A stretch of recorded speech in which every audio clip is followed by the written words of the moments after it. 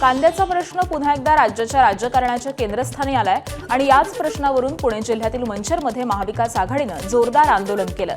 कांदा उत्पादक शेतकऱ्यांना योग्य दर मिळावा या मागणीसाठी राष्ट्रवादीचे आमदार रोहित पवार, शशिकांत शिंदे, काँग्रेसचे प्रदेश अध्यक्ष हर्षवर्धन सपकाळ, खासदार अमोल कोल्हे, ठाकरेंच्या शिवसेनेचे नेते सचिन अहिर यांच्यासह मवियाचे अनेक नेते आणि कार्यकर्ते रस्त्यावरती उतरले। आंदोलनादरम्यान आंदोलकांनी रस्त्यावरती कांदे ओतून सरकारविरोधात घोषणाबाजी केली। कांद्याला किमान 25 रुपये प्रति किलो दर द्यावा अशी प्रमुख मागणी आंदोलकांनी केली। तर आंदोलन तीव्र होताच पोलिसांनी हस्तक्षेप करत आमदार रोहित पवार यांच्यासह अनेक आंदोलकांना ताब्यात घेतलं। त्यामुळे मंचर परिसरामध्ये काही काळ तणावाचं वातावरण निर्माण झालं होतं।